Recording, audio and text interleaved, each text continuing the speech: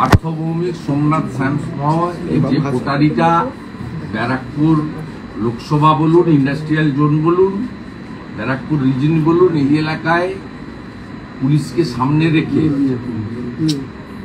ওরে খাচ্ছে এবং গুন্ডাগর্দি করছে। এই জায়গায় তারা মনে করছে তাদের পথের কাঁটা হচ্ছেন অর্জুন সিং।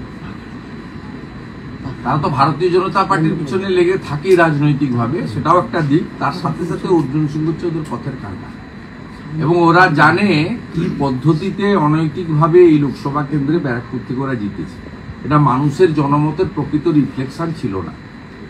তাই আগামী 1.5 বছরের মধ্যে রাজ্য বিধানসভার নির্বাচন হবে, তার আগে অর্জুন সিংকে সরিয়ে দেওয়াই হচ্ছে এদের পরিকল্পনা ছিল।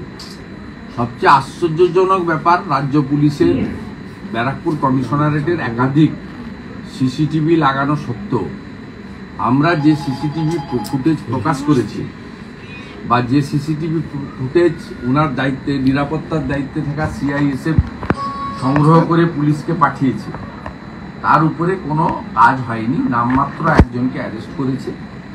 অর্জুন সিং মহোদয় যখন হাইকোর্টে রিট করেছেন পুলিশ ইনেকশনের জন্য, তখন আরও 2টো মামলা রিট করার পরে করা হয়েছে উল্টে। ভারতীয় জনতা পার্টির একাধিক কর্মী সমর্থন নামে সুমোটো মামলার নামে মিথ্যা মামলা করা হয়েছে। এটাতে খুব স্পষ্ট যে পুলিশ আর তৃণমূল আর পুলিশের মধ্যে এখানে কোনো তফাৎ নেই। সেই কারণে হাইকোর্ট বলুন, সুপ্রিম কোর্ট বলুন, সব জুডিশিয়ারি পশ্চিমবাংলায় গত 3.5 বছরে বিশেষ করে সমস্ত গুরুত্বপূর্ণ মামলাগুলি নয় এনআইএ, নয় সিবিআই, নয় অন্য কোনো এজেন্সির হাতে হস্তান্তর করেছে। এই কারণেই টালা থানার ওসি প্রমাণ লোপাট এবং কর্তব্য অবহেলার জন্য গ্রেপ্তার হয়েছেন। পুলিশের যে নিজস্ব যে কাজ, সেই কাজ থেকে পুলিশ সরে যাচ্ছে বলেই আজকে এই অবস্থার মুখোমুখি হতে হচ্ছে পশ্চিমবঙ্গের পুলিশ।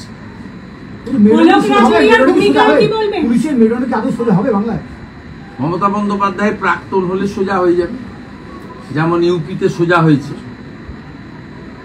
বিহারে সোজা হয়েছে। ওগুলোও তো জঙ্গলের রাজত্ব ছিল। মুলায়ম সিং যাদব, মায়াবতীদের রাজত্ব তো সুশাসন ছিল না। বিহারের লালু প্রসাদ যাদবের আমলে তো সুশাসন ছিল না, সেখানেও জঙ্গলের রাজত্ব ছিল 20 বছর, 25 বছর, 30 বছর। ভারতীয় জনতা পার্টি এসে, যোগীজি এসে, এখানে নীতিশ কুমারজি এসে এই জঙ্গলের রাজত্ব করেছেন। সেখানকার পুলিশের অফিসাররা এখন সোজা হয়েছেন, তারাও কাজকর্ম করছেন। আগে সিআরপিসি, আইপিসি মেনে করতেন, এখন বিএনএস মেনে করছেন।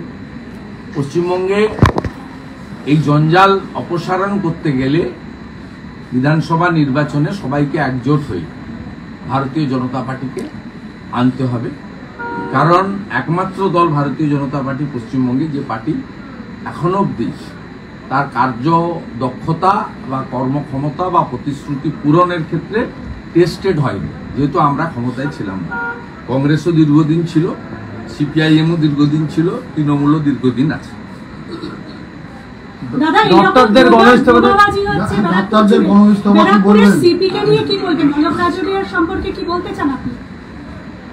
অলোক রাজোরিয়া সিস্টেমের বাইরে নয়, অলোক রাজোরিয়াও সিস্টেমের মধ্যে। পুরো ব্যবস্থাটাই খারাপ করে দিয়েছেন মমতা বন্দ্যোপাধ্যায়।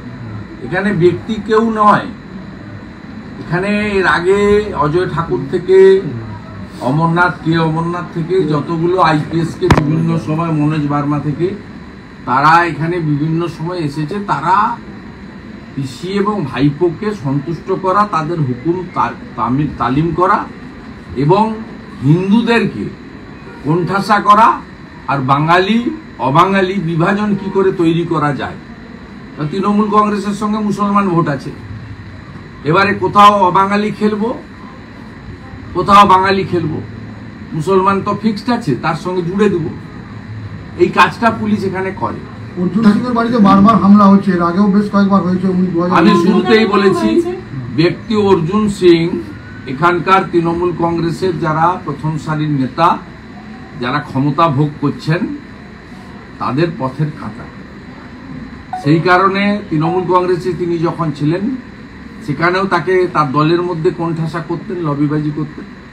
ভারতীয় জনতা পার্টি যিনি করছেন, নেতৃত্ব দিচ্ছেন, স্বাভাবিকভাবে দল হিসেবে ভারতীয় জনতা পার্টি ওদের কাছে পথের কাঁটা এবং ব্যক্তি অর্জুন সিংহ এদের কাছে পথের কাঁটা। কারণ এরা কেউই অর্জুন সিংহের মতো ব্যক্তিত্ব বা নেতৃত্ব বা দীর্ঘ যে রাজনৈতিক ইতিহাস, 3 প্রজন্ম যে বাড়িতে বসে আছি এই এলাকার নেতৃত্ব দিয়েছেন এবং নির্বাচিত প্রতিনিধি অর্জুন সিং মহোদয়ের পিতাজি অর্জুন সিংজি এবং ওনার পুত্র। এইরকম এদের তো কোনো পেডিগিরি নেই। পার্থভৌমিক, সোমনাথ শ্যাম, সুবোধ অধিকারী, এদের আপনি অতীতের কোনো ভূমিকা, এরা নেতা বলে কেউ পাতে দেয় না। পুলিশ আছে সামনে পিছনে, হুটার ভ্যানে ভাগ হচ্ছে, মিথ্যা মামলা দেওয়ার অধিকার আছে, তাই এদের পিছনে কিছু লোকজনকে ইচ্ছা না থাকলেও হাত জোড় করে নমস্কার করতে হয়, ডাকতে হয়, ফিতা কাটাতে হয়, ফুল দিতে হয়, ব্যাচ পরাতে হয়, মিষ্টি খাওয়াতে হয়, তোলা দিতে হয়। পুলিশের সামনেই বোমাবাজি চলে, গুলি না হয়ে গেছে।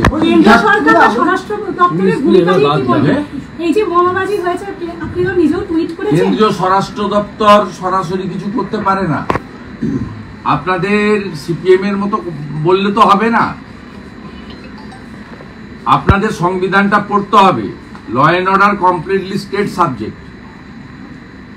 মণিপুরে ল অ্যান্ড অর্ডার সিচুয়েশন খারাপ হয়েছিল, ওখানকার মুখ্যমন্ত্রী 355 চেয়ে নিয়েছিলেন, তাই কেন্দ্রীয় সরকার 355 করেছেন এবং এই জেলার যিনি এক্স এসপি ছিলেন, এক্স ডিজিপি সিআরপিএফ কুলদীপ সিংকে সেখানে অ্যাডভাইজার করে কেন্দ্রীয় আধা সামরিক বাহিনী দিয়ে সেখানে শান্তি প্রতিষ্ঠার কাজ করেছেন। রাজ্য সরকার তার ব্যর্থতা তো স্বীকার করছেন না, তারা পাচ্ছেনও না, স্বীকারও করছেন না। কারণ এই রাজ্য সরকার সম্পূর্ণভাবে ব্যর্থ। কোন রাজ্যে দেখেছেন ছুটির দিন কোর্ট খুলিয়ে কেন্দ্রীয় ডাক্তারকে দিয়ে বা কেন্দ্রীয় হসপিটালের মর্গে রিপোস্টমর্টম বা পোস্টমর্টম করা হোক, রাজ্য সরকারের পুলিশ আবেদন করছে? এটা জয়নগরের ক্ষেত্রে ঘটলো, এরা তো হাত তুলে নিয়েছে। তাই এক্ষেত্রে কেন্দ্রীয় সরকারের যে ভূমিকা সেটা হচ্ছে রিপোর্ট চাওয়া। কোর্ট থেকে যদি সিবিআই বা এনআইএ হয়, ভারত সরকারের উকিলকে কোর্ট জিজ্ঞেস করে আপনাদের মত আছে কিনা, তখন তারা কনসেন্ট দেন। এবং ভারত সরকার অর্জুন সিং এর নিরাপত্তা নিয়ে উদ্বিগ্ন বলেই তাকে জেড ক্যাটাগরির নিরাপত্তা দিয়েছে এমএইচে, নট স্টেট। তার সঙ্গে যে সিআইএসএফ থাকেন 10-12 জন 14 জন, সেটা provided by the central government এমএইচে। ভারত সরকারের যে দায়বদ্ধতা এবং করণীয় কর্তব্য, তার মধ্যে দাঁড়িয়ে তারা অর্জুন সিংকে প্রোটেকশন, নিরাপত্তা দেওয়ার ব্যবস্থা নিয়েছেন।